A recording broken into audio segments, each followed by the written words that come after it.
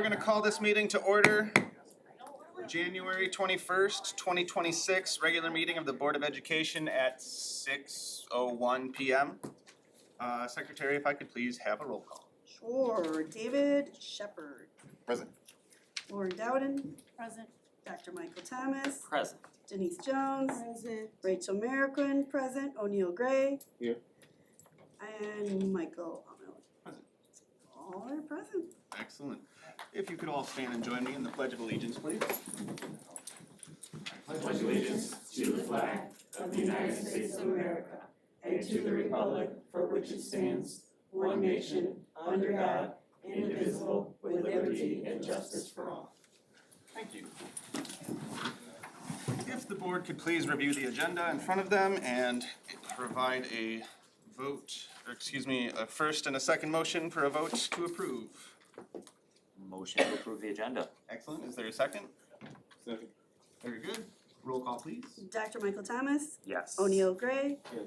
David Shepherd. Yes. Rachel Merrickwin, yes. Denise Jones. Yes. Lauren Dowden. Michael Arnold. Yay. Motion passed. Wonderful. All right, at this time, we will go into staff reports. Dr. Woodland, please take it away. Yes. So my first report for this evening is from DLA Architect Firm, and we have Ed Wright with us this evening. So the goal of his presentation is to provide us with some essential considerations regarding Central Middle School. So as you're aware, at our most recent board meeting and in December, the month of December, we made a decision to no longer put anything on the ballot for March of '26. As a result, I thought it would be a high priority for our architect firm to give us a high picture overview of some of our priorities at Central specifically, as well as go through some costs associated with them. I am not making any recommendations tonight. I would be then recommending that we take it to our facilities committee, which would be comprised of Rachel and Michael, and then we further bring a recommendation to the board thereafter. And obviously Ed is here as our expert and is going to continue in that discussion, so please feel free to ask him any questions that you have regarding these recommendations. Thank you, Ed, for coming. Thank you, Dr. Woodland. Good to see everybody.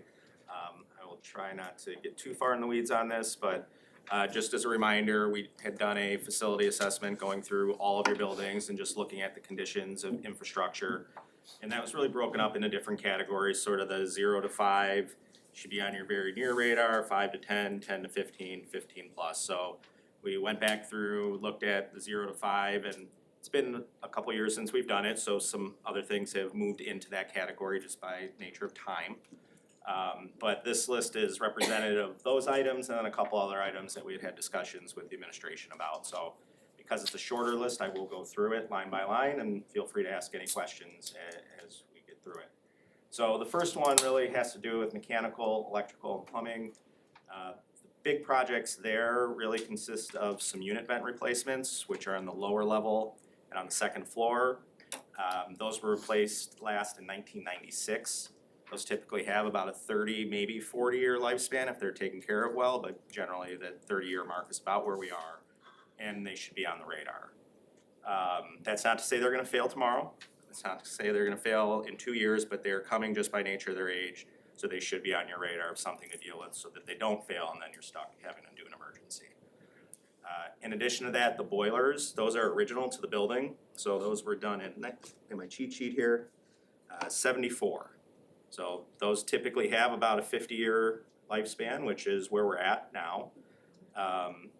The unfortunate part are newer boilers that are more efficient, generally have a shorter lifespan, they're more like 20. So if you trade out a 50-year piece of equipment for something that's gonna be more efficient and you're only gonna get 20 years out of it. But that is something that should be on the radar as well. We're looking at around 150,000, or I'm sorry, that's in that 3.8 number at the top there. Looking at some changes to the main office, there's just a lot of difficulty with temperature control in there, the way it's set up, so you have hot spots, cold spots, and it's hard to make everyone happy, so that's looking at reworking that. For the multi-purpose room, looking at, right now it just provides heat, the ventilation is done through exhaust, so it's not truly ventilating, so that would ventilate, heat, and provide air conditioning as part of that piece as well.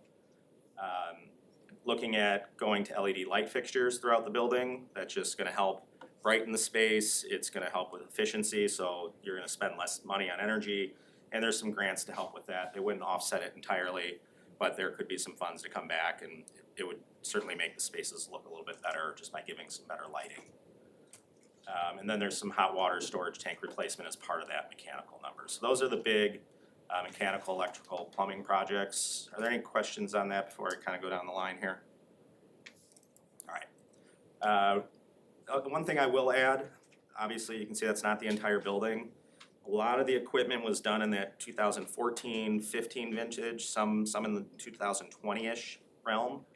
So you're in good shape there, and you probably got about another 20 years left on that equipment. It will come due, but it's not like you're gonna do this and then 5 years from now, everything else starts going. So you do have some life on that, so that is a good thing for those pieces of equipment. That's similar to your roof, so there's only really one small roof area that's pretty dated, it's well past the useful life, it's on the south end of the building.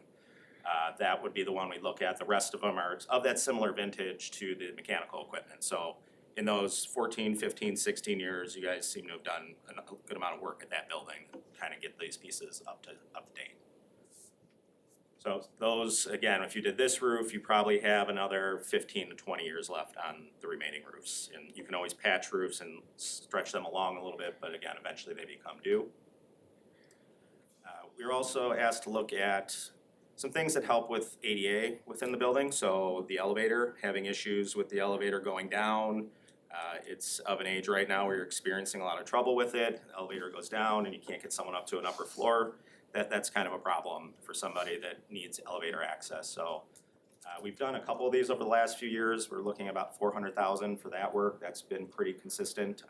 The number that's putting in a new cab, that's refinishing it, that's new pulleys, motors, that's the whole thing. You just really keep the shaft. So that's what we anticipate for that.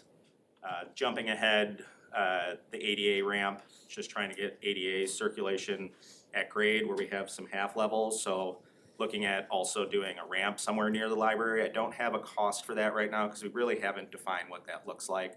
So if that's something you were interested in, we would go back and do some layout concepts and put together numbers for that. Going back above the third floor, there were just a couple rooms where there needs to be some carpet replacement. It's pretty dated, it's fraying, it can become a tripping hazard, relatively small, low-hanging fruit in the grand scheme of the other projects, but something that we'd recommend being addressed.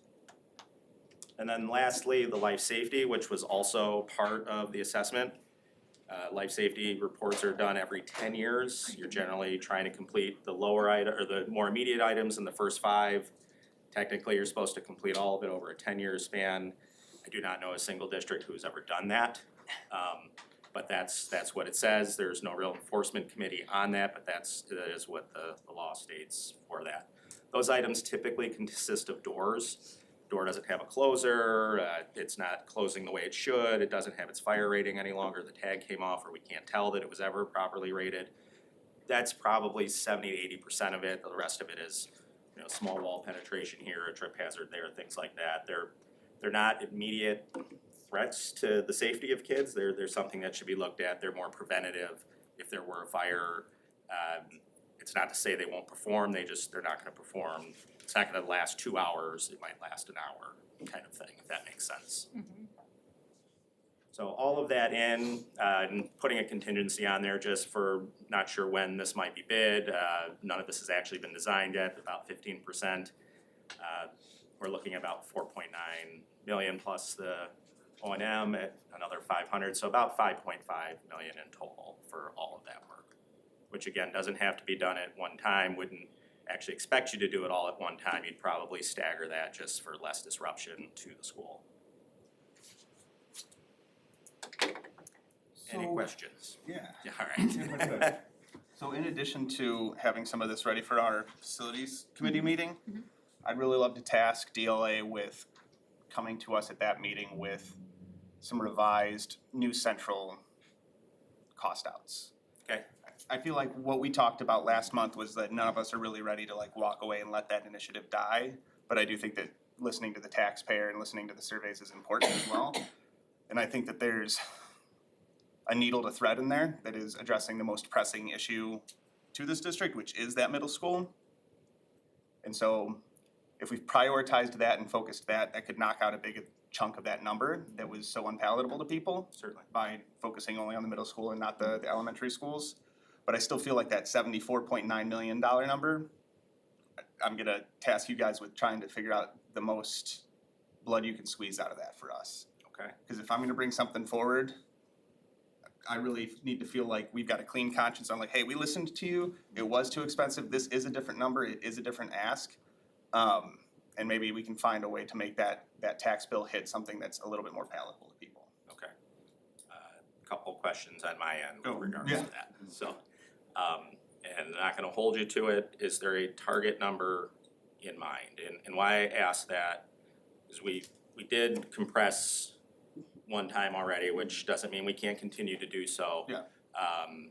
There may be some things we need to go back and revisit with administration and staff about, are there further things we can reduce? We're adding classrooms. Do we really need as many classrooms? Like for significant reduction, it's probably gonna be square footage reduction. And in order to do that, then we need to pull things out. Yeah. And so knowing what we're targeting, if there is a target. Yeah. Helps us work to that goal. I will give you a target and I want you to understand that it's gonna be lower. Don't But- tip your hand. But I'm willing to be flexible on it because I do think that like I'm gonna be aggressive with low, but I want to see if we can look at 55 million. Okay. And I know it's aggressive. But I believe in setting this as an aggressive number. I think it'll set the right mindset for trying to get that number lower. With the understanding that like that may not be attainable. So I'm not gonna like sit down in that meeting where you're like, hey, we did everything we could and it's, X. Sure. I'm not I gonna will, hold your feet to the fire. bring you back a $55 million project. It may not be a project you wanna do, Yeah, but we will show you what that looks like and we'll show you iterations thereof. So Okay. it won't be this is it. We can give you versions of if you cut this, you can get this, if you cut this, and then some tough That would be decisions great. might Yeah, have to like be a made. But menu then of at least your sorts of, community like- also knows what that ask actually means. Yeah. I think that's a great idea. So that I is think for. because I also feel like I heard from the community, like, we don't wanna lose programming, but I will give an example. So when I'm picturing the renderings, it may not have been necessary to have the historical society or to have the additional track or to have the stepped learning case, even though I loved it. And so because of that, like, are there other infrastructure ideas that would also reduce Yeah. cost? Of course, like and maybe we were looking at a Mercedes and we need to look at a Kia. in I mean, we can go with a Toyota. And I guess the reason I say it's square footage, the material cost, I mean, Yeah. there's different ways we can build it, but they're not gonna shave. Right. We're already being pretty responsible with that, but to your point, we'll look at versions of that. Okay. I would like to think about it in a way that you don't paint yourself into a corner either, that Yeah. maybe you can squeeze it down with the possibility of doing an addition later That's to what I was gonna say, complete do the it in programming. phases, maybe That's a great point. create a second phase, maybe. Yeah, so You we'll know. look at a few versions, cause larger spaces, larger gym, learning, those types of things aren't easily added later. Yeah. Where maybe a small wing is with Right. certain components, but we'll explore all options and give you guys some choices. Great. That'd be great. Thank you. When is that next meeting? Oh. Tomorrow. We can email you with a date, so you Okay, have specifics. about a month, I'm And we- assuming. Yeah, and we Yeah. can time it to your work as well. I mean, I don't think there's anything pressing that the facilities committee needs to tackle at this time, so. Oh, and we can time it to have your- some ideas, cause we've thought about it as we were going through it, hey, Yeah. if this can be something different, but we wanted to give you all the asks to start, so Sure. I have a little bit of a head start on it, but a month should be plenty of time. Wonderful. And then in terms of these recommendations, obviously we are gonna take this to a facilities committee, but Jim Hennessy and his team, along with central admin, are really, they do have concerns with the elevator in terms of student safety. And so I would just like to open that up to the board in terms of discussion. If there's anything else you would like to add when you review the list. Does everyone understand why the elevator would be a student safety concern? Okay, great. If I could add one to that, I do wanna spend a little more time with Jim and his team, as we look at those mechanical projects. Sure. A unit vent, if that goes out, you can usually get a repair on it and get it running, it impacts one room. Okay. 50-year boiler, that goes and it goes, that's the heart. That's what Okay. feeds all the heat to all the rooms, Okay, that's problematic. And Not to say can- you can't repair it, but that fails, you're done. Okay. Versus just one room being done. that's great information. And can we use health life safety funding for that? Yes. Okay. We may have to do an amendment. I can't remember Sure. where that fell in if it was put in life safety or just O&M, cause you can classify it differently, but Okay. Either way, yes, Okay, great. Thank you, Ed. no problem. Anything else? What about carpeting? If we end up having to replace things, do we have to use carpet? You do not? I was just wondering, I mean, I just really dislike carpeting in a school, Yeah, I like in agree. classrooms, I mean, There are some different I do. products that we have now that are sort of hybrids that we Okay. could share that it has the acoustics and the softness of a carpet, but it's not like a loop, it's sort of flocked, so you can actually run a wet back, it has solid backing, so if Okay. you have spills, it doesn't create mold, so there are a number of Those different other flooring options, okay. options for sure. Yeah, we don't want mold. no. I'm just asking, can we use some kind of other colorful paint? You know, like the prison beige, you know, the project beige, you know, in the school is just depressing. I mean, can get some palettes, some spring color, something, just something that makes you feel Absolutely. good as you walk in the school, you know, just We anything. absolutely can, and if you tell me who makes that decision, we'll work with them. Paint might be the hardest decision that we come across in every single person has a different thought on paint, but yes, we can absolutely add color.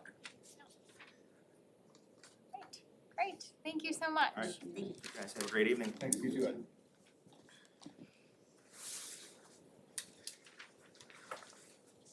Alright, my next report is from Amanda regarding our district belonging update. Speaking of DLA, we tried to, well, we did do culture night at CMS so that families can walk the halls and see how tight it was. And there were actually families that were like, wow, these hallways are tight. And I was like, yeah, it is. It's strategic. But speaking of culture night, we changed the date this year and made it December 4th, which turned out to be a good time because in the previous year we did it in February. We had performing groups, we had families and staff host tables, there were activity rooms, and a bunch of different cultures and countries were represented that night. So we had India, Korea, Japan, Greece, Mexico, Austria, USA, India again, Mexico, Poland, Peru, Philippines, African American, Germany, Italy, and there was like even more than that. So it was a melting pot of an event. So it was pretty successful and we're looking forward to having it again next year. Our next district-wide event is coming up and that's for Black History. That celebration's happening February 19th at Southeast at 6 p.m.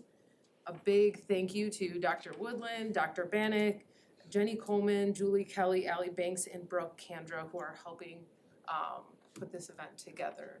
So the event is going to consist of performances, and then we actually reached out to our very own Evergreen Park Black-owned businesses for them to come out and host a table for them to pass out information so community members that come can support those Black businesses. We're also going to have Black History, so the kids at CMS are working on putting that together along with artwork displays representing Black joy. And then we're gonna have bites to eat and that'll be the night. So hopefully the invitation is open to obviously board members, staff, students, and families. Sound good? Sound good? Cool, I'm awesome. looking forward to it. The culture night was fantastic. Outstanding. Just a really great event, and I think it shows the potential for these types of events to bring the community into our schools, not just to give them little snippets of like how the hallways are too small and inadequate, Yeah. but also I just think that that's how you cultivate the type of culture that we wanna have here is, you know, making the schools a gathering point and making them, it's one of the institutions in our community where like so many of us touch it, but we don't really like interact with each other when we do it. Yeah. And it's just a great opportunity to do that, to actually like have time to hang out, like the programming that you guys added to the beginning of it this year, I was just like I had such a good time just watching everybody do their thing and Awesome. it was a really great event. Yeah, just bring in the quadrants together. There you go. Yeah, Alright, awesome, thank you. thanks Amanda. Alright, Dr. Carlson?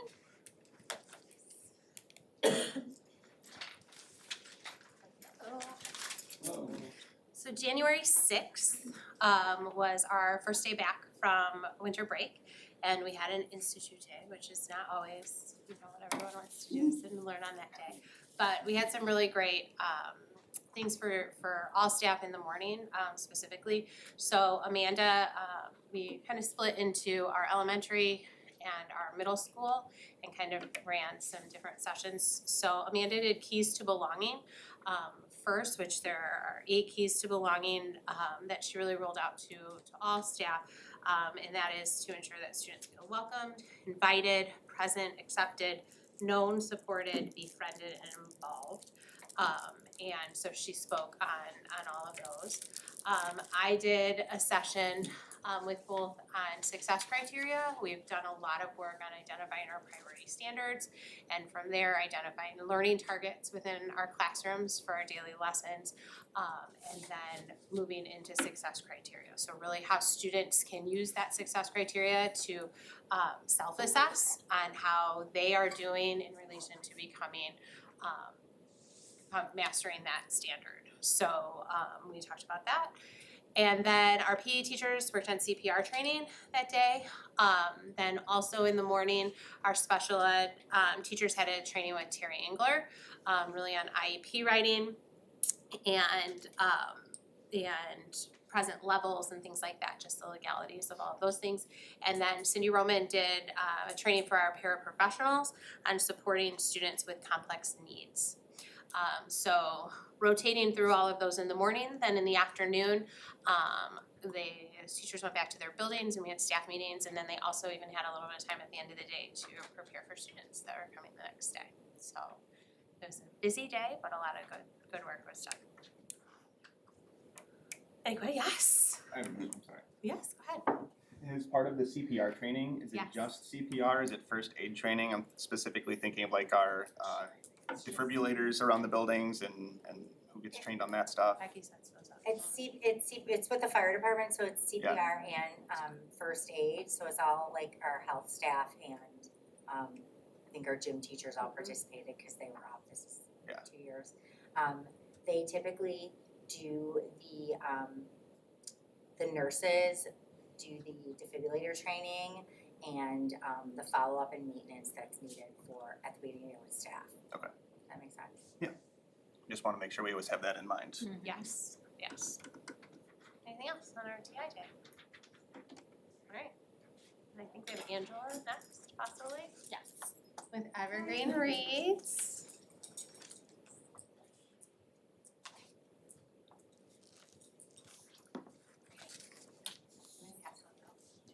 You want me to wait a minute? Build up the surprise here. So I'm Angela Iverson, I'm the district librarian, and I oversee Evergreen Read, which started in 2017. It's our district-wide read where we encourage students, staff, and community members to read the same book. We do a lot of activities in the school and then have a few outside after school hours for families. This year, the students and staff voted on I sent out 3 book trailers, 3 different titles, and they had a chance to vote and choose what book we will be reading. So we had 134 students and staff vote, and they chose, sorry about the ad here, I'm sorry guys, I don't know how to.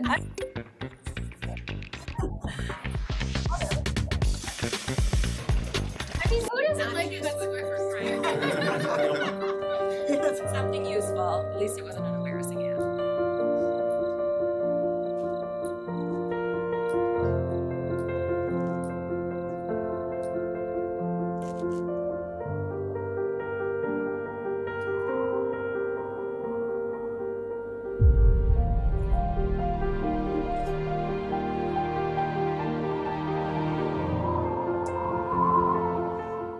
Okay, so this is Pax. It's kind of a bittersweet story about a boy and a fox that he adopts. This episode was made possible by IKEA.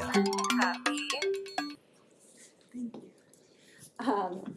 I encourage you to read it and then pass it along. So whether outside of your family, someone else in the neighborhood in one of the free libraries that we have throughout Evergreen. That's the goal, that these books kind of get passed along to our community. We'll be doing activities inside of school. Last year, we had kids read the chapters, and then we sent them out to the schools so that the kids could watch other students reading the chapters, and that was a really nice way to kind of get them involved as well. That's our book for this year. Thank you. Thank you. Thanks, Angela.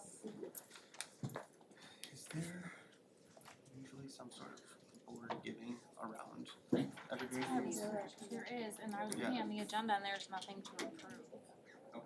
So we can circle back around next month. Do we normally give a board donation for Evergreen Read, Sonia? Yes, sometimes, but I'm not sure, I would have to check what month we do that. Okay, so we could do it next month. Okay. And we do buy books, we buy these books to have in all of the different buildings, we keep them in the office in case there are students that need the books. We do provide some to each of the buildings. And just really quickly, Angela, you always choose such terrific books for this. I feel like I always end up reading them to my kids. Last year you did The Wild Robot, and Yeah. I've been Wild going through Robot, that yeah. series with my daughter over the last year. We're on The Wild Robot Protects. Oh, Yeah, yeah, it's yeah, it's awesome. very good. Well, I've heard really great things about this one, so I'm Looking forward excited to to it as read well. it. Yep. All right, so next up we have our winter growth and achievement update. So we're excited to share this with you, so we'll go through each of the buildings. I wanted to just give you a brief overview. Do you want to go to the next one? Yeah. So we're sharing out on M-Class Reading, which is K-2. We did give M-Class Math this year as well. It was the first time our K-2 students took it this fall.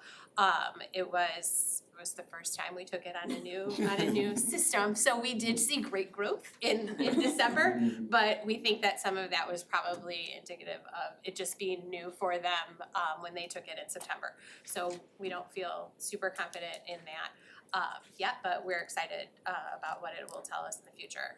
We also have STAR Reading and STAR Math growth that we'll share for grades 3 to 8. So a little bit about proficiency versus student growth. We talked about this before. Proficiency is how well students perform in relation to a fixed target. So how well they're doing in relation to proficiency on their grade level standards. So we're gonna share that out from fall to winter, where our proficiency levels were in the fall versus where they are right now. And then we'll also share out on average student growth, which is how well students perform in relation to their academically similar peers. So we really look for an SGP of 50, which is average growth, which means that student is performing at the range of their 50th percentile for students that were scoring similarly at the prior test. So a student that's in the 96th percentile is really equated to other students that were performing that well previously. So they will also share out on that median growth. And who's up first? Northwest. Dr. Manley.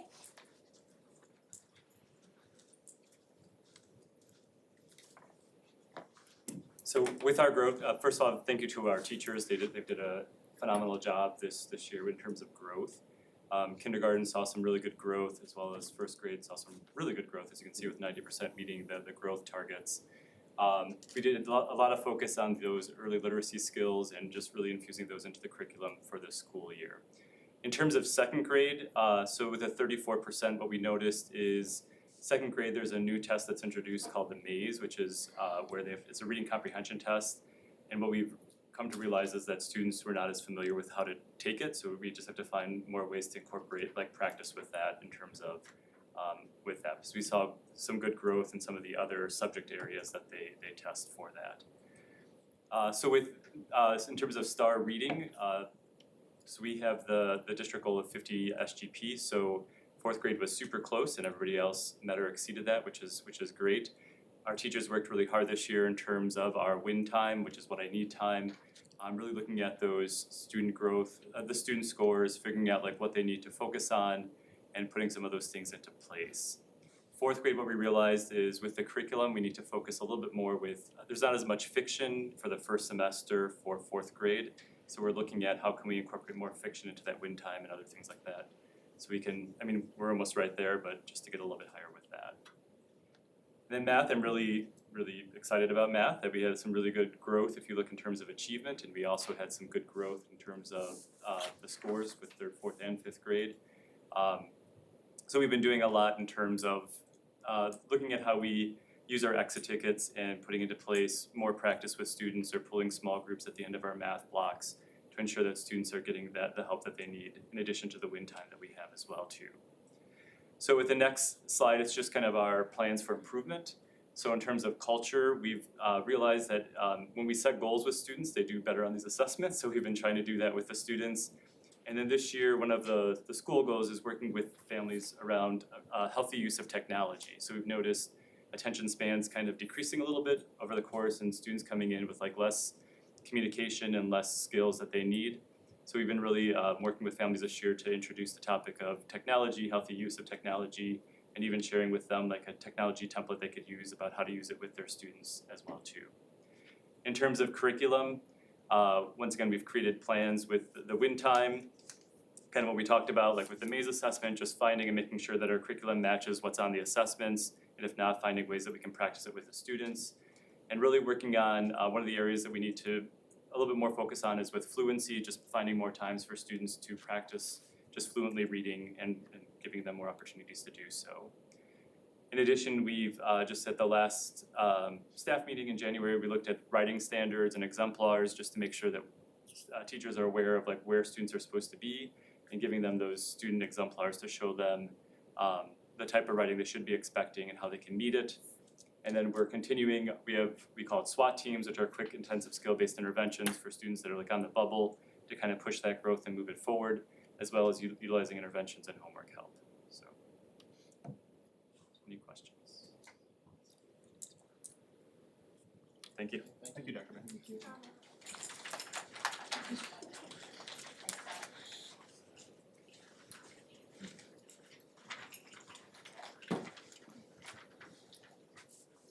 Good evening. So I will say that we were glad this was the middle of the year and not the end of the year. We have spent a lot of time looking at this data the last 2 weeks, 3 weeks. And it was a little frustrating overall in terms of what we saw. And I think that's because our teachers are working extremely hard in the classroom. We are seeing high quality tier 1 instruction. We're prioritizing win time. We're doing everything we've been asked to do, and yet we didn't see correlation consistently across the board, and so we've kind of really looked at why did that happen. So for example, in kindergarten, you see a decrease in achievement. I will say that our kindergarten, so we had a schedule for testing. We have a SWAT team that tests the class, and they were ahead of schedule. We have a new coach, so she just was trying to be helpful. She grabbed our kindergarten, the first kindergarten class, tested them, and then the next one. So it was a day before they were planned to test. One of our teachers was at a curriculum meeting here, wasn't even in the building, and then our other teacher was like at a bathroom break, so didn't have time to like prep her students, talk about how this is a timed assessment, doing your best, and those little things do matter. And so we do take accountability for that, and we will do on the end of the year make sure that we're sticking to our schedule, but that's like a small thing. We also weren't intentionally practicing.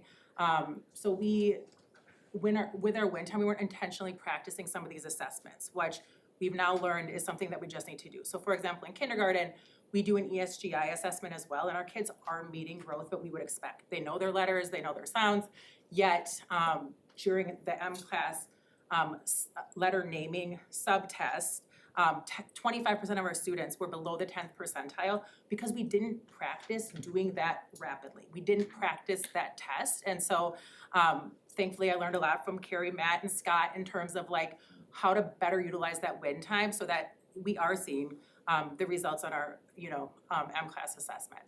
I will say first grade, you do see a big jump in achievement. So that was a celebration, 16 points. And then in terms of that second grade, the 68% meeting growth was a celebration with second grade. In terms of STAR, again, as Matt said, we do see some jumps in achievement here, 20 percentage points in third, 14 in fourth, and then 6 in fifth grade. So that was good to see increases across the board there. That growth, again, we're looking for 50 or above, so a celebration in third grade, and then we're close in fourth and fifth. But obviously at the end of the year, we want to see that growth over 50. For math, we do see again jumps in third and fourth grade in terms of 18 percentage points in third, 11 in fourth, and then kind of just stay the same in fifth.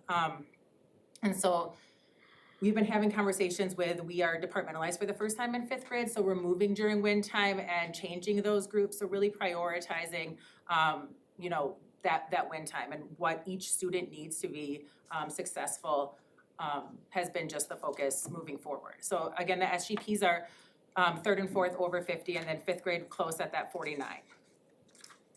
So in terms of culture, just continued, we've always really been focused on involved families. So one of the things we want to do, not only continue to have family events at school, but also we want to engage parents more in supporting our students. And so helping, kind of giving more direct feedback to parents of how to support their child. So in each grade level, we've been talking about that as well, of like, these are some specific things you can help your child.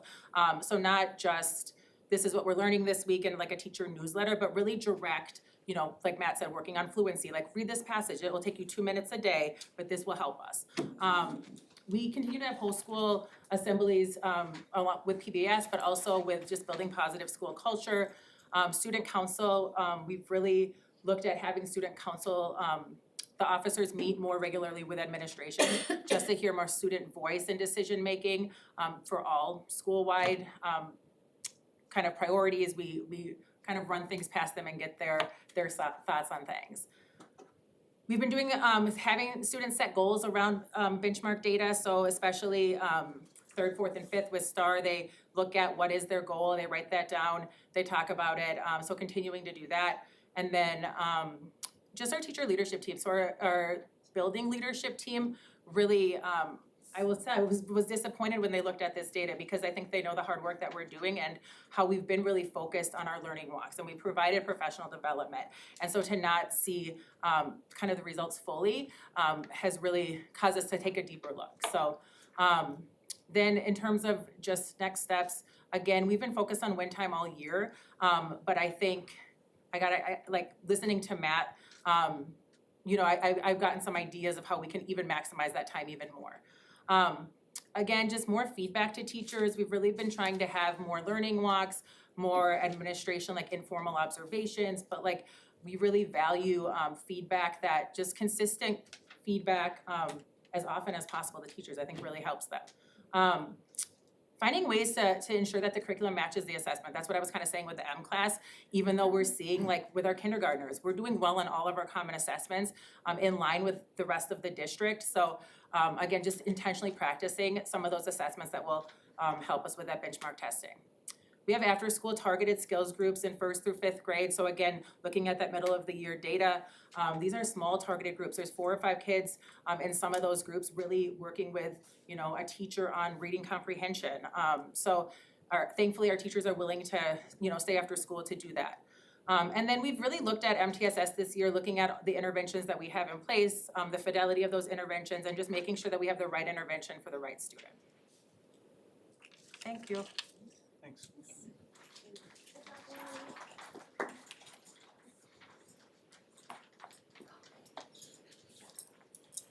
Hello, everybody. I mean, like everybody else, we're certainly proud of our staff for the work that they're putting in, and just that cohesive approach, you know, really makes a huge difference. In the primary grades, a lot of strong growth.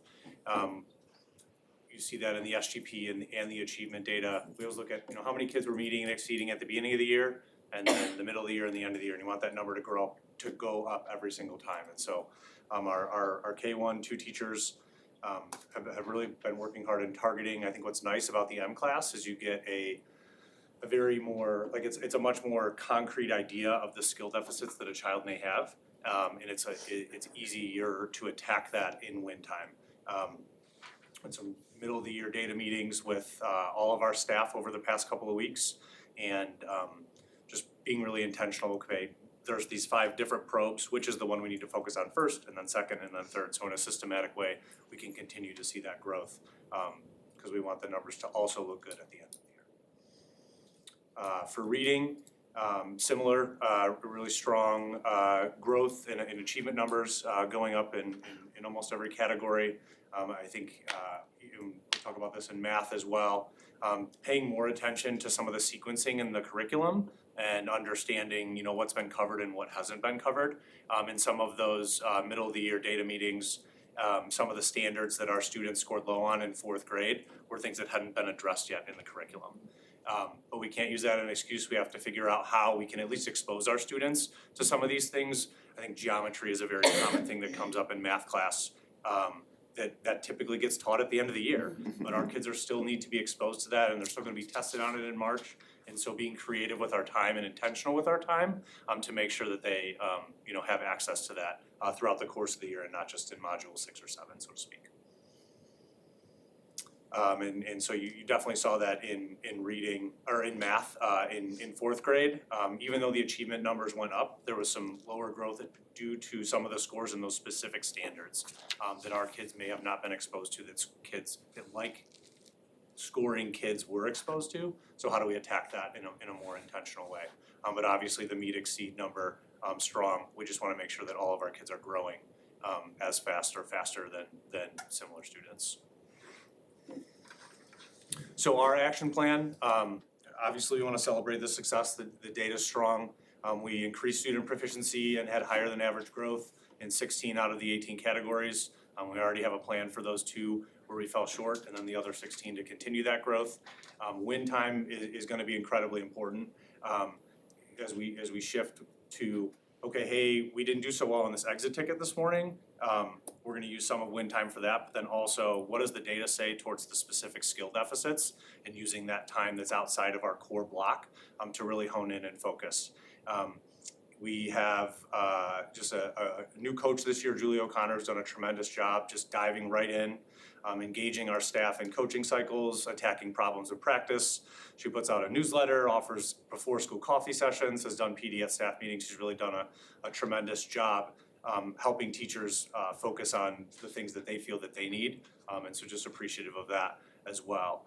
And Cindy Roman's in the back. We had a meeting the other day to help support some of that win time stuff. How are we gonna track the data? How are we gonna ensure that kids are you know, growing? Before we even get out of the meeting, Cindy's already got the spreadsheet prepared that we're gonna use and was making binders for teachers the other day. It's a team effort on that piece. And so that goes in line also with our targeted after-school skills groups. We'll have our benchmarking meetings here at the beginning of February. And then we'll send out invitations to some of those skills groups that take place after school the following week. As far as culture goes, student leadership, this came up at the strategic planning meeting the other night, and just increasing student voice. We're excited about the work that our PBIS team has done, getting into classrooms, giving presentations to their peers. We're trying to enhance their responsibilities. They're gonna take a bigger leadership role at our PBIS assemblies in the near future, and then student council as well, whether it's raising money for a local organization or putting on a wacky Wednesday Spirit Day today. And so having those kids be connected to their younger peers is just such a strong thing. It helps build a really cohesive school culture, which we know has a really positive impact. And then being intentional with our behavioral expectations is something we're continuing to do, recognizing those that are doing the right thing, catch them being good, stressing the importance of being in school, and having, you know, can't take advantage of win time if you're not in the building. And so Laura Sullivan's done a great job, always on the phone calling parents that are above that threshold, just checking in, and she always does it in such a positive way and in the interest of our kids, to make sure that they're there so that we can get them in front of the amazing teachers that we have, so.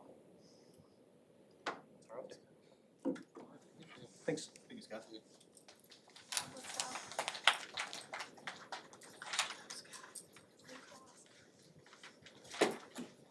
Hello, good evening, everyone. Good evening. How are you? Good. Okay, so want to start off with our M-class data. As you can see, besides first grade, which I'm going to allude to and talk to a little bit, we did see some nice achievement, some nice growth in K1. And then, so I'll emphasize on second grade. So first grade and second grade, our TBE students are included in this data as well. They are tested in both English and Spanish. So first grade though, about 80% of their day is in Spanish, but they are tested in English. So they made tremendous growth, like you'll see, but they're not yet achieving and meeting and exceeding on the English test. Their Spanish data, which I should have included, and I can send to you a separate slide, is amazing. So they're meeting all their goals there. Same thing with second grade. So second grade, it kind of goes, transitions to about 70%, 60-40 in English, Spanish, so they are transitioning students, transitional bilingual education, from Spanish to English. So sometimes we see some dips in our numbers, but overall, we are thrilled with our TBE students and their achievement that they're making here at Northeast School. So that's just a little bit about M-Class. And then next slide for star reading. We made some great jumps in 3rd and 4th grade. I put the number, I talked to Jen in the beginning of the year, you know, I wanted to see numbers at Northeast. This is my 6th year here. I wanted to start seeing numbers in the 60s because we were kind of lingering around the 40s and the 50s for the last couple years. And so we're starting to see those. And I'm gonna talk to you about why I feel like that is happening. But I put the pressure on my staff this year. And so we're really thrilled right now with the outcomes and how things are going. And our growth for 3rd, 4th, and 5th grade in reading has been wonderful. I attribute that to high quality tier 1 instruction, but I'm gonna give my big shout outs to my staff in a little bit. And then for star math, again, we're close at 57, we're close to that 60. Going to push 4th and 5th grade a little bit more in the turning point right now for the year.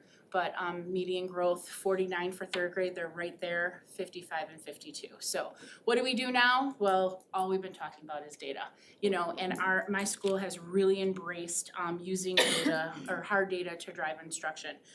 So I do want to give a big shout out to every group of teachers and staff in my building, from teachers, paras, interventionists, EL staff, gifted teachers, specials teachers who have also, you know, embrace this and trying to incorporate things, and then my special education teachers. We have worked really hard to establish our win time. I know you've heard that, you know, across the board tonight.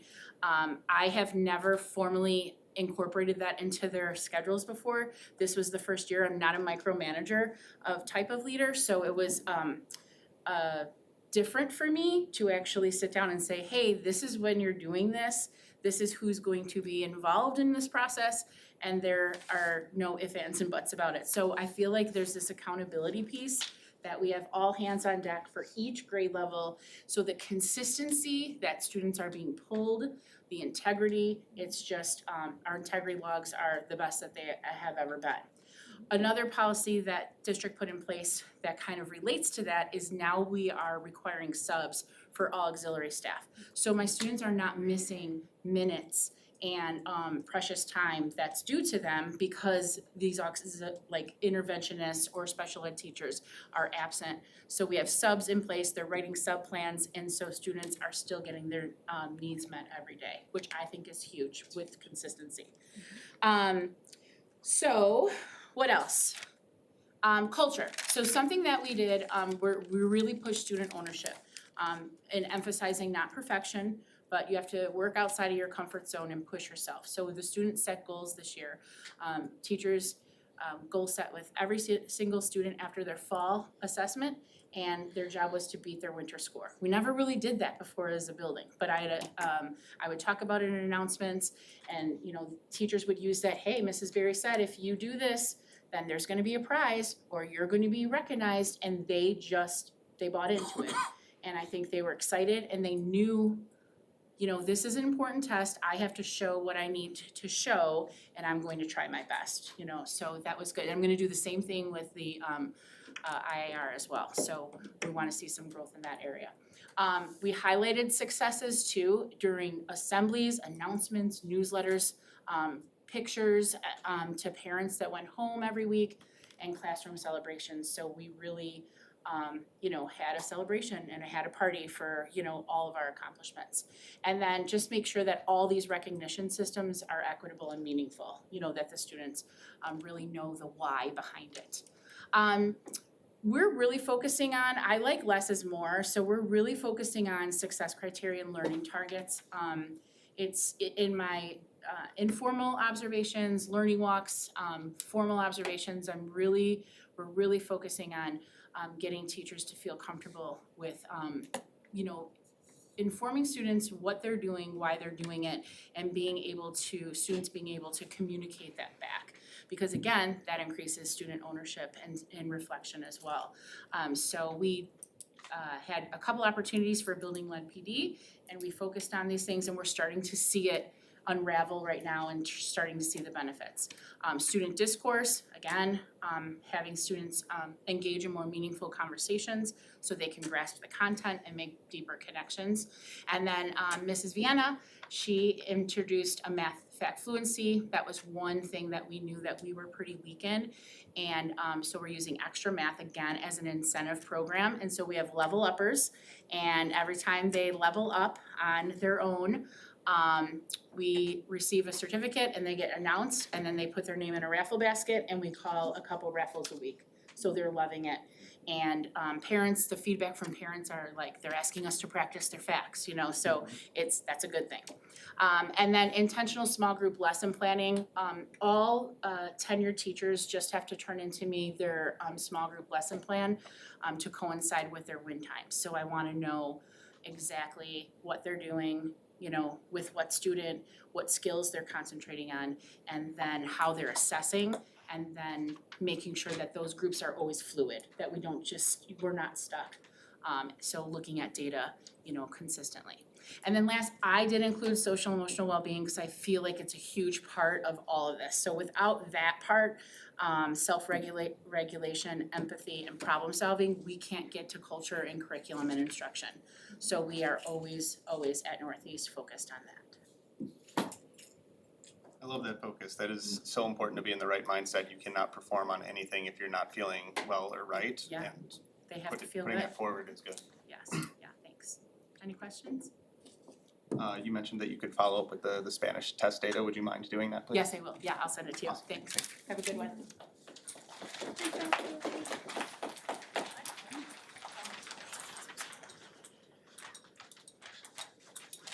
Hi, everyone.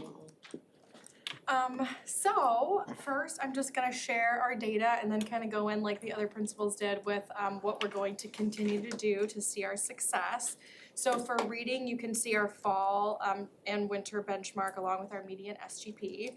So for ELA, we saw a 2% increase for 6th grade and a 4% increase for 7th grade. And then you can see our median SGP for 6th grade was 53 and 8th grade was 53 and 7th grade was 50. So we definitely have lots to celebrate with reading. And then for math, we have, again, a lot to celebrate. So you can see a 4% increase in students that meet and exceed in 6th grade, a 5% increase in 7th grade, and a 7% increase in 8th grade. And then our median SGP was also 50 for 6th grade, right under 50 for 7th grade at 49, and then at 8th grade for 52. So we were just really, really excited and proud of all of the hard work that we have been doing. So in order to continue to see our academic improvement, we are going to continue to do the following. Which all of this is outlined in our school improvement plan, which is also co-created with staff. So we really are focused on that collective buy-in and really just that teamwork.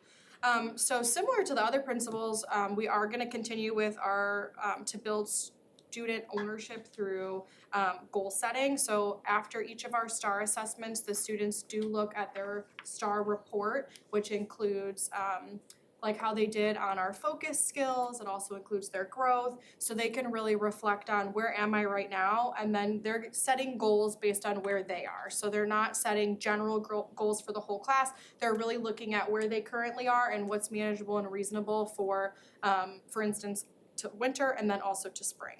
And then we build all of that in our advisory. So for instance, before our winter STAR in December, the students reviewed their August goals and then really focused on and reflected on, did I do my action plan, and like how am I gonna do on, the winter benchmark. And then when we got back from winter break, students spent 3 days looking at, okay, how did I do in December, and what additional goals, or like, do I need to pivot my goals? Like, what are my goals gonna be from now until the spring? And that has just been really important to include the students in that process, so there's this collective ownership of like teachers stressing the importance of learning, but then also students getting live time data on how they're doing. And then they also, of course, there's always incentives involved, so the students that, so in December, if the grade met their SGP goal, which all of them did, they did get ice cream at lunch. So, and that was what the students wanted. So we are also asking them what they want, so the incentives are aligned with something that they're excited about. And then similar to what Mr. Liska was just talking about, we are diving deeper into the IER performance descriptors at in English, math, and science, and having them really review like what are students tasked with doing on this like high stakes IER assessment, just to make sure that our questions and the work that we're doing in class is really aligned to the rigor of that. So again, similar to what Mr. Liska said, the kids, if they're not exposed to it, then how are they ever going to be able to do it? And so we're having a lot of conversations about that. Continued focus on high quality tier 1 instruction as always, with a specific indicator like Ms. Berry said, on really that teacher clarity. So the learning targets and the success criteria is our big focus, because we just felt that if that was really implemented at 80% or more, then we would be able to really then focus on the questioning and the discourse and all the other stuff. So we really wanted to kind of go back and just focus on the foundation and make sure learning targets and success criteria were consistent across the board. Continue our common assessment analysis for math and English. So we're doing that after each, for each module in math, the department with the instructional coach will actually look at classroom level data and figure out what are our students doing really well in and what do we need to pivot in. And then they're also doing that in English as well.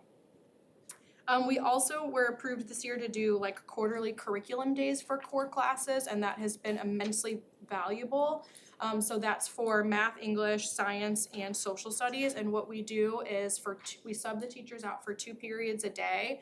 And we all get together and we really look at, okay, what's your next assessment? So like, what unit are you in? What's your next assessment? Let's review what are the skills that are assessed on this assessment, and then working backwards to align all of our formative assessments to the summative. So that has been very, very productive and valuable. And then we still do our team data analysis for STAR. So after we take the August assessment, and then we haven't fully finished the winter data analysis, but we meet with the whole grade level team to really talk about, you know, how did we do?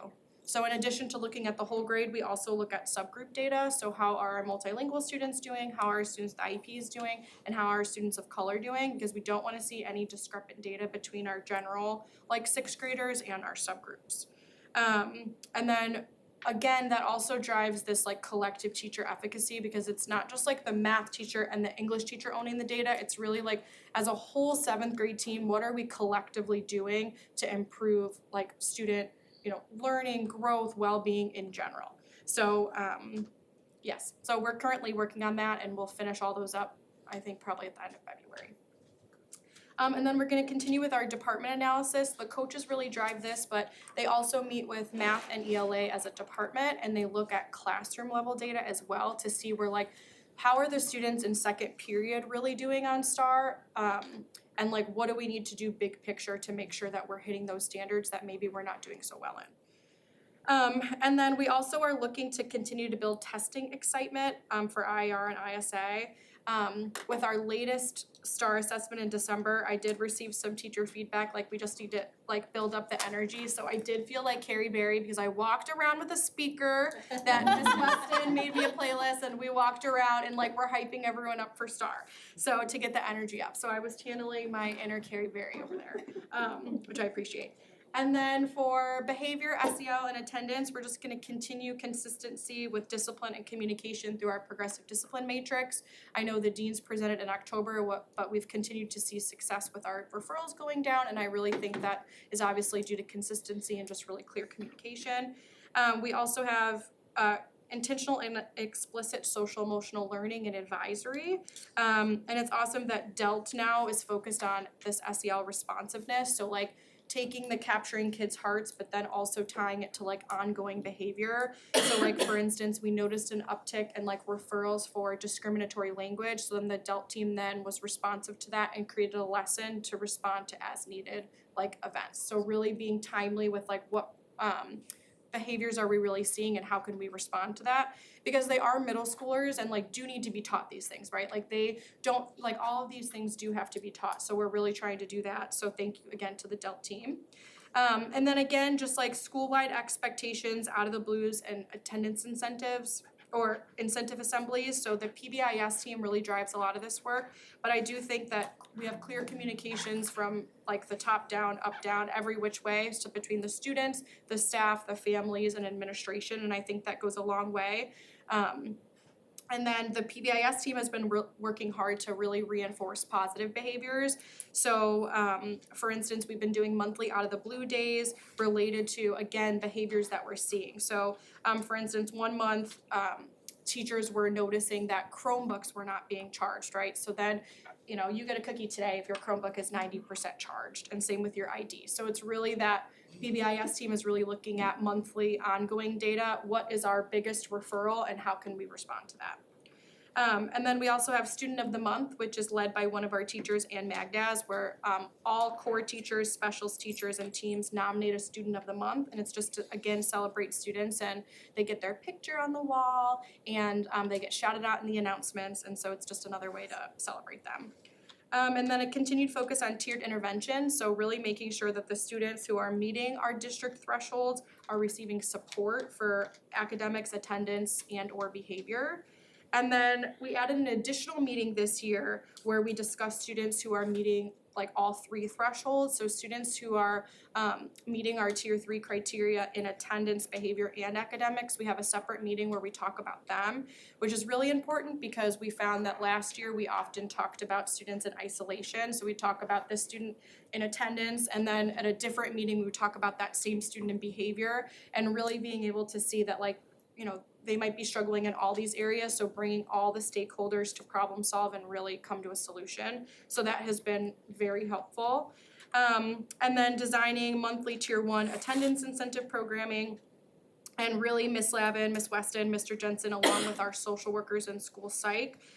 So Miss Murphy, Miss Carranza, Miss Enriquez, and Miss Zabrowski really supporting attendance interventions for students specifically missing between 10 and 19.9% and more than 20% to really ensure, like the other principal said, that they're in school so they're not falling further behind. And then culture and climate really focused on something we heard from staff last year is just like, you know, we have security and hallway supervision, but it wasn't always really clear what the protocols were for that. So really providing role clarity and fleshing out consistency with our security, as they do play an important role as central just for safety and order, especially in the hallways. And then we did add in like more supervision to hallway spots. So based on staff feedback, and just administrative observations, like where are the hot spots in our building, like the band room, right in front of the band room, that can get really chaotic when, you know, one grade is going up, one grade is going down. So really figuring out, you know, exactly how might we reroute students. So the deans and Ms. Lavin have been really responsive to that, noticing like, okay, this is a hot spot, how can we kind of troubleshoot and either reroute students or add additional supervision to make the hallways feel safer for the kids.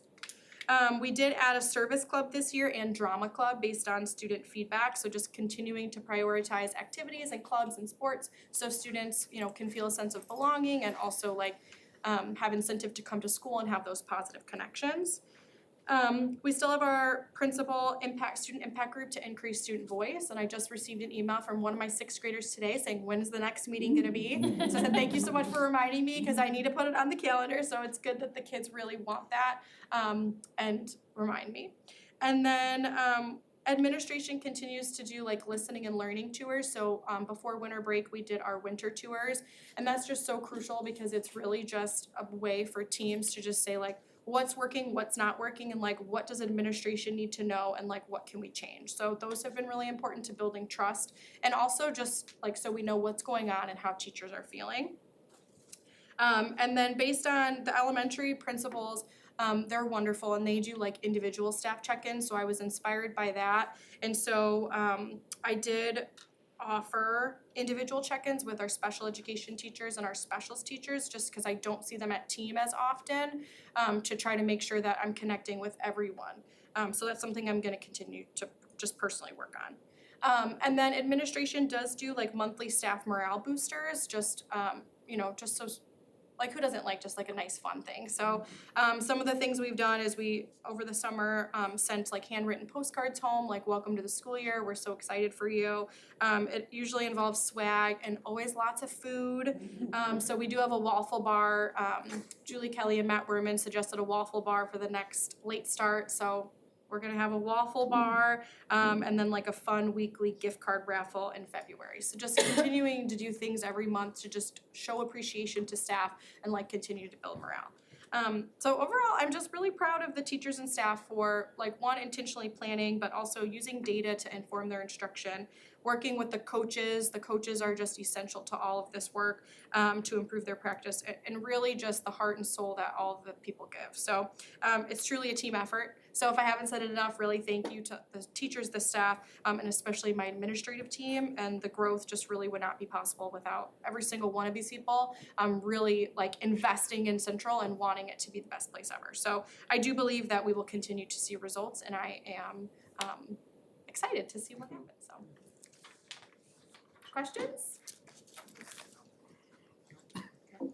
Thank you.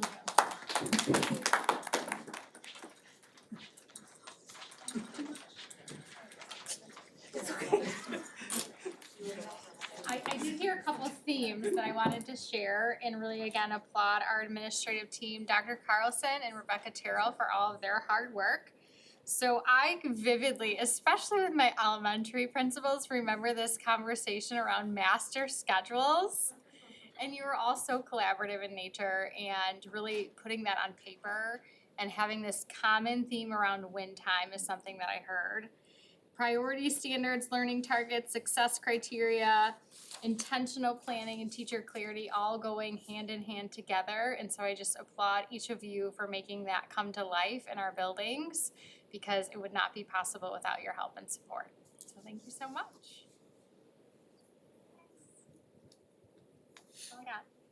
All right, Becky, come on up.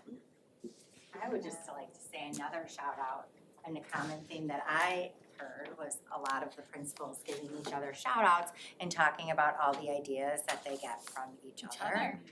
Which is something that I feel like we even do within our department. So kudos to everyone, wrote down some ideas myself.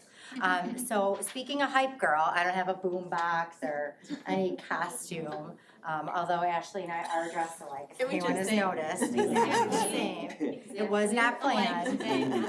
We tell Jenna everything's a two-person job. I am gonna be the hype girl for the special ed committee update. So I have brought our co-chairs for our subcommittees or our chairs to come up here and give some updates on each of the committee work. Just a reminder, we have been meeting monthly of subcommittees and probably about quarterly as a whole group.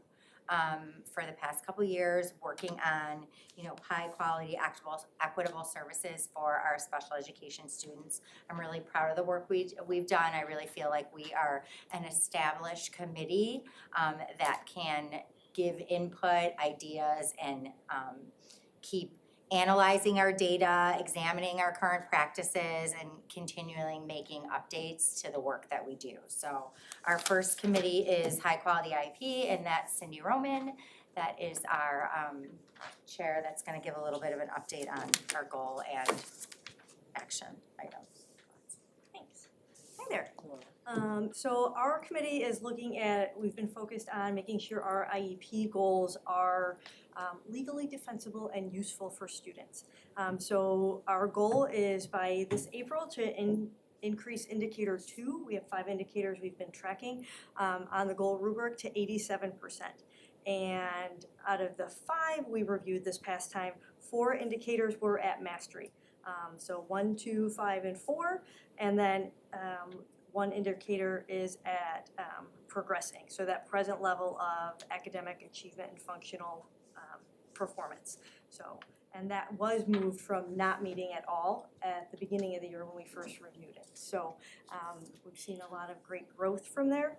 Some of the action items we've completed, our committee came up with some resources that we put together to help students develop, help teachers develop present level statements, shared that out. And then Terry Engler came more recently and presented specifically on that, developing the present levels and making sure that they make sense, they have data in that, and kind of a give and take session so people could really clarify their questions on what we needed for that. And continued action items, we scheduling collaboration time with individual special ed teachers. The district staff will be coming to help for upcoming IEPs. All right, let's sit down, what are the goals you're working on, and let's make sure we're using that information that we got from Terry and just other PD that you've received on present levels. We're gonna continue reviewing the quarterly IEPs, just to make sure that by April, we're gonna get to that 87%. And then the district's just staff as a whole, they're gonna continue having PD for us with legal counsel, because it always seems to change depending on what next case study comes up and some law changes, and then we change everything else. So we just always wanna stay up to date with that. Any questions? Thanks. I think the next committees are LRE. So Allie Wilson is gonna present on our goals and Hi, I'm Allie Wilson. I'm the district case manager. Just wanted to introduce myself if you didn't know who I was. So I am the co-chair with Becky for the LRE committee. So we have two goals. Right now the committee is really focused on preschool and early childhood. We're kind of really honed in based on our state indicator data that was where we really needed to focus, because we were quite discrepant from the state at last time we looked when we created these goals. So one of our goals is to continue to provide 80% of students early childhood special education services within the general education classroom. In the past, we were pulling students out of the classroom to provide them their services, and we really wanted our goal to be providing those services within our preschool classrooms. So can I just clarify that a little bit, because I feel like sometimes, so we have early childhood classrooms and we have pre-kindergarten classrooms. So when we're talking about this goal 1, we're really looking at our gen ed classroom, which is our pre-K classroom, and the students in that classroom that are receiving special education services.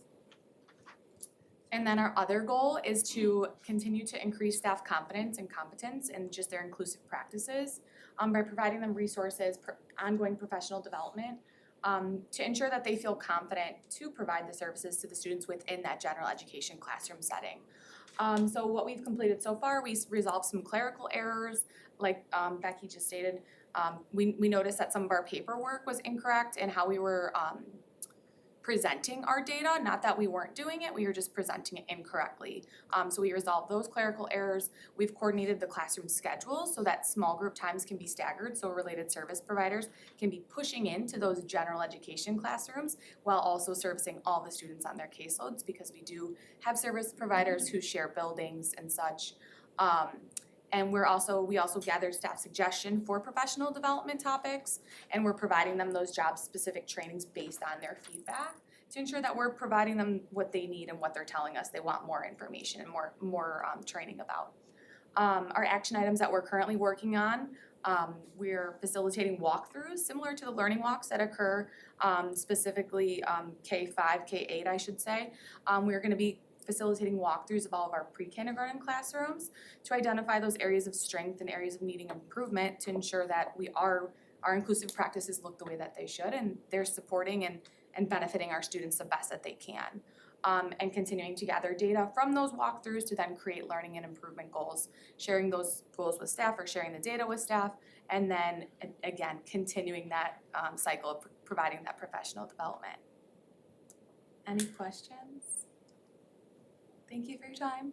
Just a little caveat on that too, like Allie's been doing and does most of the preschool work, and what we've realized is really, we are so discrepant in our 6A from the state, but to really move that needle, we have to look at, I would like to say, flipping early childhood classes to pre-K classrooms and providing services in more gen ed. So we know that we have to really build the capacity in our inclusive practices before we can do some of those things, we wanna make sure that our related service providers, our teachers, our building administrators and district administrators are confident in what we can provide and making sure that we're providing all of our students with the services and supports that they deserve. So we're fortunate to have newer staff, a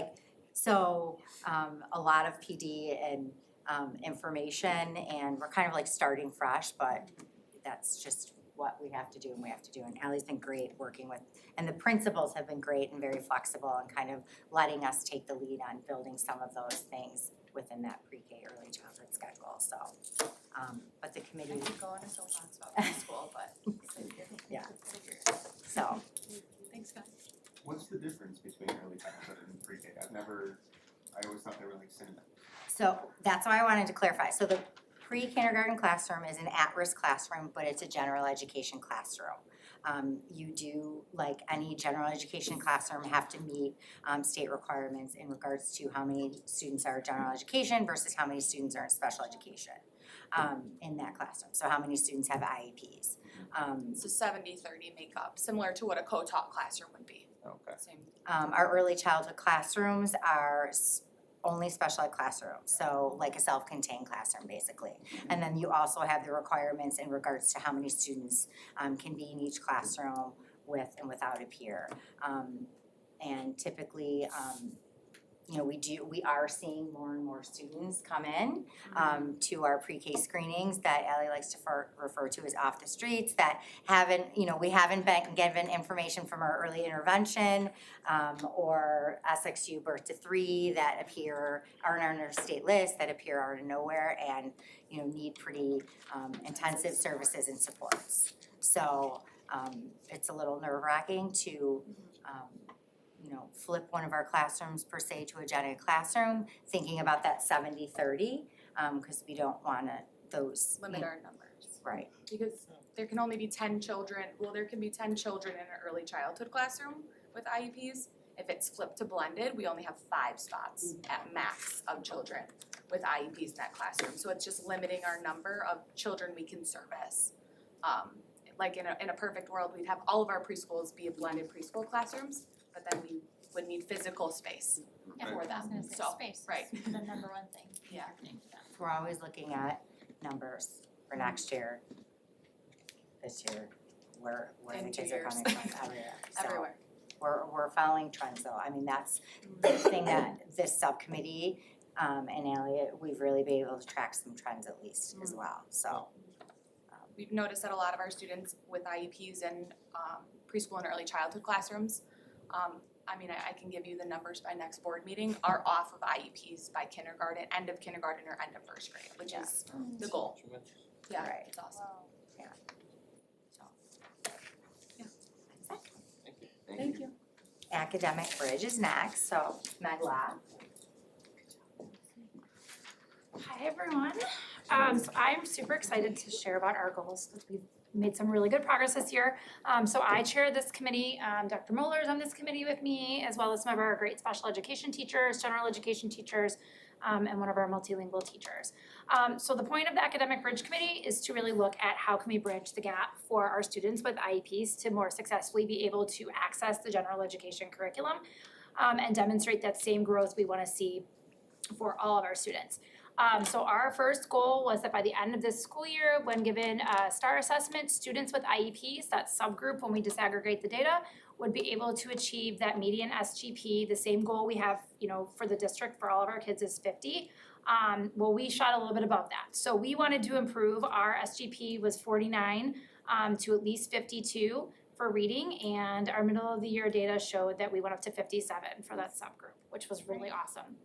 And I'll talk a little bit about some of the things we did, we think that are supporting that growth.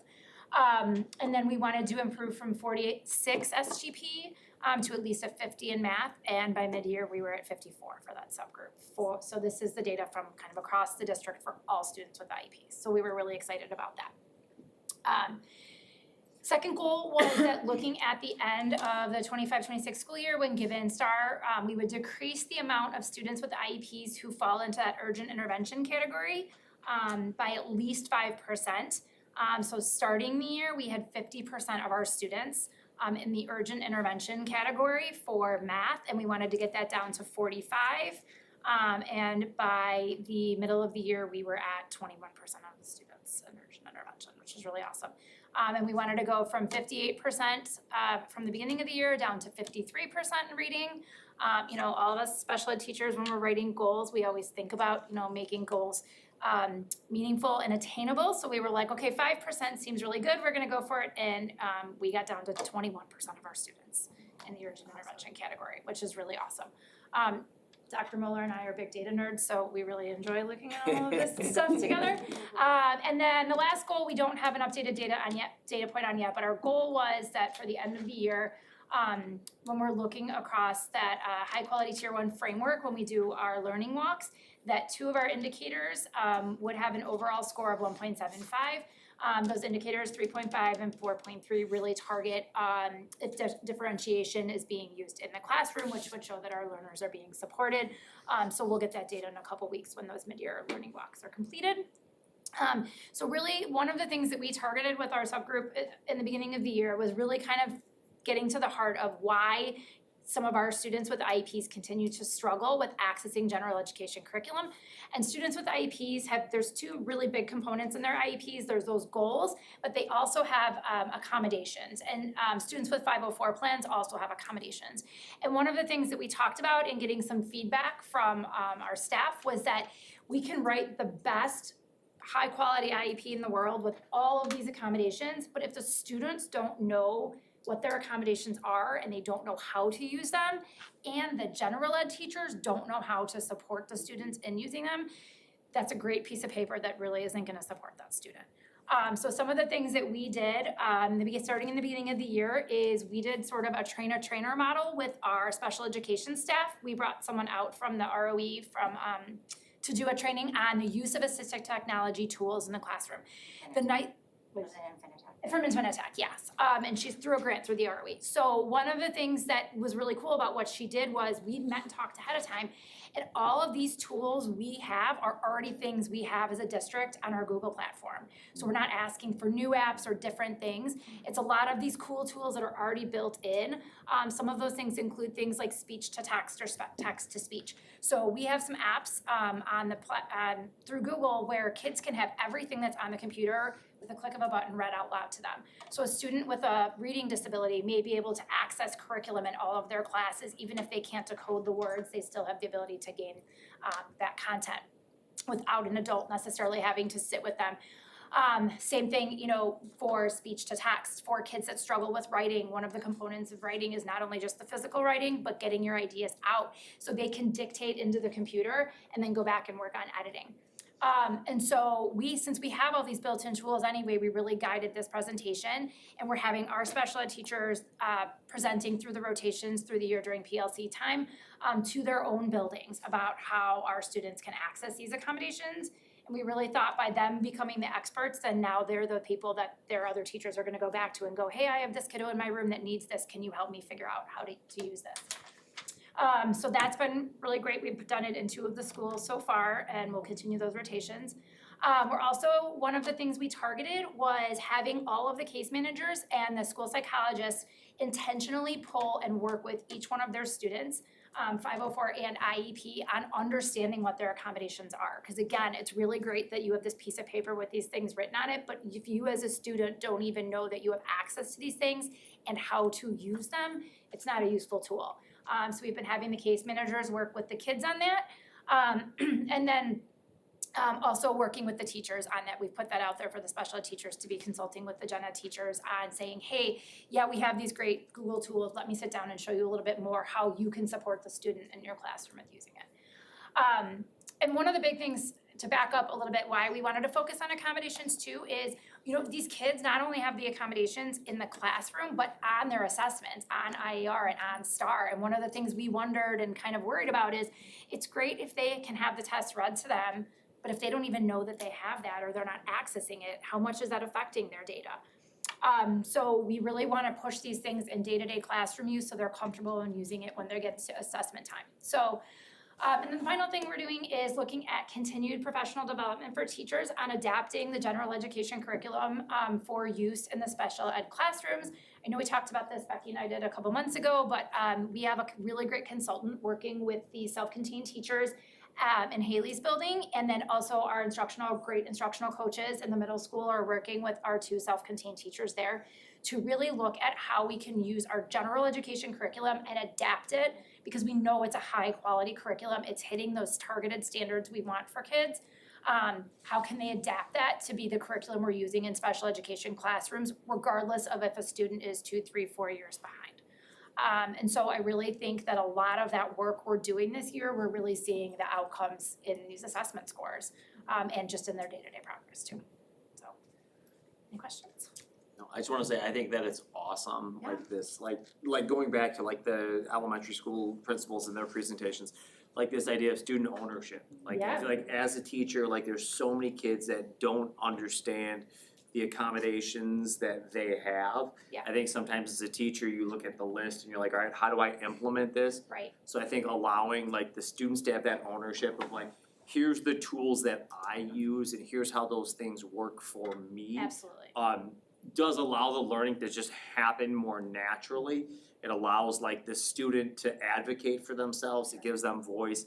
And I think a lot of times that it puts the teacher in a better position to teach the student, because they now know, hey, here's what I can do to make sure that this student gets the material in a way that works for them. So I think that's a really like huge step in terms of getting like the increase in our, special education students. Thanks, yeah, that's something we really talked a lot about, and one of the next steps we're gonna be doing is this is gonna be something that's eventually transitioning kind of into the high quality IEP committee too, because we wanna make sure our teachers are writing really those great high quality IEPs, and I think part of that is having those ongoing conversations with the kids and the gen ed teachers to go, okay, what is this really gonna look like for Johnny when they're in this classroom?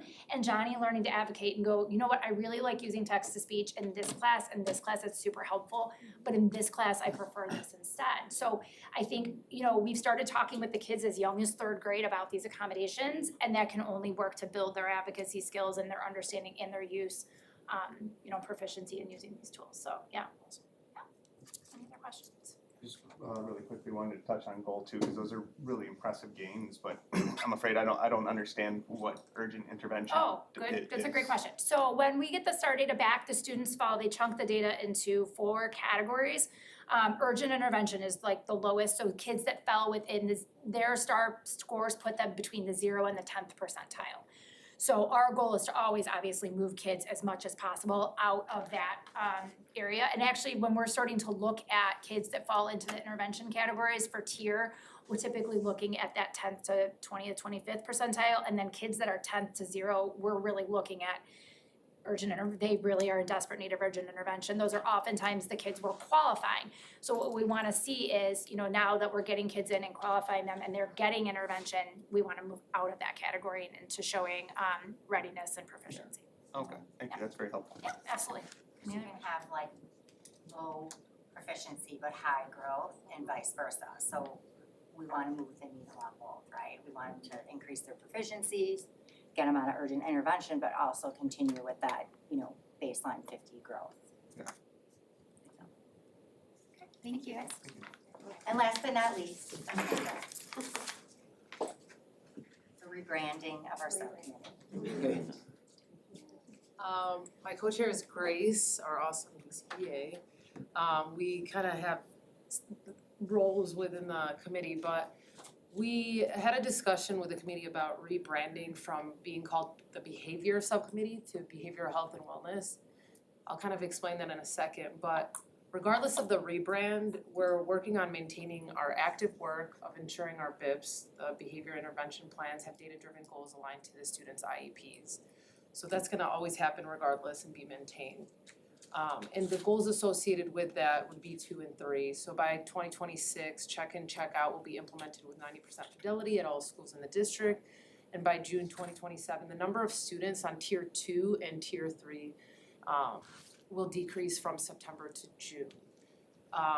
We're kind of discussing the name of behavior, and typically when people think of behavior, they think of consequences or discipline, and we kind of wanted to get away from that like negative connotation to something that's a little bit more holistic and proactive.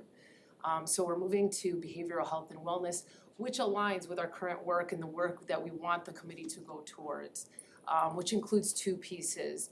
Continuing our neurodiversity awareness, so that proactive piece of students understanding themselves and their own behaviors, as well as their peers being able to understand those behaviors exhibited. So this is the first year we have every grade level has its own neurodiversity lesson. And pre-K is also having neurodiversity lessons too, but before it used to be K through 8. And so Grace, myself, the deans will teach those lessons at the middle school, and then the assistant principals will do the elementary schools, and that will all lead to Neurodiversity Week, which is the week before Special Olympics. So that'll be May 18th to the 22nd, which kind of bleeds into Special Olympics, which is nice, so. So that's neurodiversity, and again, it's for students to be able to view behavior in a different way than consequences or discipline, being able to understand themselves and how they use behavior as a form of communication, just understanding themselves, right? When we're doing these lessons, you could just kind of see the light bulb go off with some students when we talk about, you know, autism, ADHD, dyslexia, Tourette's, right, the list goes on. But you could see that there's an awareness that's brought forth, and so it's about being able to understand it from a proactive lens and not a negative reactive lens.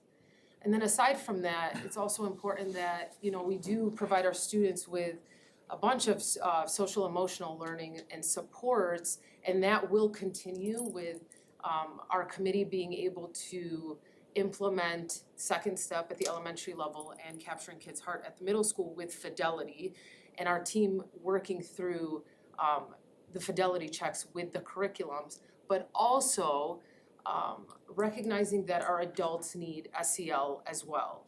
So I've been going to each of the schools this year during late starts and providing adult SEL presentation and just ways to support our adults, because if our teachers are not emotionally equipped, right, it's gonna bleed into the classroom. So we want our students to have the best teachers possible, right? And so being able to provide those supports as well falls under the whole rebrand of behavioral health and wellness. And so our continuing action items is to support TF5 fidelity checks at the Tier 2 meetings, have pre-K neurodiversity lessons, staff wellness quarterly resource newsletters, and then support fidelity of our SEL curriculums. And that goes back to our goal 1-2 of having 100% of neurodiversity lessons created and delivered this year. You know, that rebrand is a good idea. I'll tell you why. The pharmacist that works at Sam's Club, she knows us, she knows the family, she knows Junior. And she was saying that she had her sister come in and visit, and the third kid is autistic. There's 3, the third, and she was trying to take him places and he wouldn't keep the seatbelt on. He just wouldn't keep the seatbelt on, and she was just like flustered. She like, he would, and so I was telling her, I said, well, instead of focusing on what his behavior is that you want him to stop, I said, turn it to something else. So I told her, get in the car and pretend like the car won't go anywhere until he buckles the seatbelt. And she was like, okay, I'll try it. So she came back, she said, you know what? I did it a couple of times, and every time we got in the car, he buckled the seatbelt to make sure the car would go. I said, see? I said, so instead of concentrating on the behavior, you looked at the overall health and wellness of what you're trying to get to where you're trying to get. You know, you did something to prevent it from going there. You thought outside the box. And that's a good rebrand, because behavior is normally met with something negative just to begin with. Yeah. Yeah, and incorporating staff wellness into it is also a good idea, because we definitely want our teachers to be healthy mentally and physically, and supported physically and emotionally, so I think that's a really good idea as well. Thank you. I just wanna thank my chairs for coming today, and obviously the whole committee. They're very dedicated, and I appreciate all of that.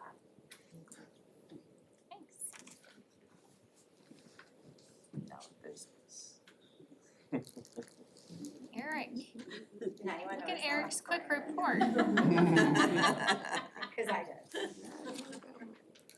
did. Statement of expenditures, We had one expenditure in December and that was a bond payment. You will see that reflected. And then, statement of revenues, we have some sort of good news, I would like to think. So as of January 14th, we received a tentative tax payment schedule from Cook County. I saw that from the news. And so yesterday was the first day of this schedule where we were supposed to receive our payments that we were expecting from first semester of last calendar year. And it's supposed to have our last payment be February 5th. I will follow up on that at the next board meeting and let you know if the tentative is actual. So as a result, we did receive two 20% increments of what we were supposed to receive that first semester, which was nice for us. It gave us some cushion. It brought our total revenues this year up to $11.8 million, which is still only 33% of the total budgeted revenues. And then also on the statement of revenues for last fiscal year, we did have our bond money come in, and that money is reflected in the green highlighted number. And it's that plus whatever we received in revenue outside of the bond for the working cash fund. And then as a result of that, our fund balance has gone up a little bit, and I expect it to go up another good chunk as a result of the rest of these payments we're expecting from Cook County. Does anyone have any questions? Cool. Thank you. Thank you. All right, public comments. I have no public comments, thank you, Tom. All right, per Board of Education Policy 2230, a few reminders specifically about the logistics for the public comment portion of every meeting, including this evening, as is posted on our agenda publicly for every meeting. To respect all of our stakeholders, our commenters, our board, our public, we adhere very closely to the 3-minute time limit for comments for everyone. We will set a timer and we expect everyone to respect their 3 minutes. In addition, we do not respond to public comments at board meetings, but we hear them, we respect, we listen to, and we take into account all community member concerns. If there is a specific question that comes up that we can respond to after the meeting, we will do so in a timely manner, or we will direct Dr. Woodland to do so on behalf of the board. Moving right along. Action items. We have the consent agenda in front of us, which includes 1, approve monthly transaction reports for. Oh, I'm sorry, my bad. Board reports, Mrs. Rachel Merriquin, could you please share the policy? Sure, we met last week. It went pretty easy. We had some were just 5-year review, minor language changes, and then here are some of them that we had some updates to that are worth mentioning. We have policy 2120, where we updated to make student growth optional for teacher evaluations. That's in accordance with the Illinois School Code, where they got rid of the mandate to have student growth in our teacher evaluations. Policy 480, that had to do with adding the language regarding the audit is turned into ISB by October. We already do this. 660, we added drug and alcohol presentation and online safety. These are both already done, I believe, in health class and in tech class. So it's already a current practice that's taking place. 770, I take shorthand, so I just had a question about this. 770, that's regarding the approval process regarding students to attend activities, and a provision regarding making up missed coursework that do not penalize students. When I was at that meeting, I write my shorthand, and sometimes I write a little sloppy. I wrote a note. I believe this had to do with, it is at the superintendent's discretion. Am I correct? Okay. And then policy 7180, that had to do with bullying, now includes cyberbullying and the use of AI, artificial intelligence. Well, because we see where that's going now, all the things you could do with AI, taking a picture, making people dance, they advertise it all the time now, or the different things you could do, and this really isn't the person. So obviously that makes sense to include. And that was it. It was pretty straightforward. Thank you. Now we have the consent agenda in front of us.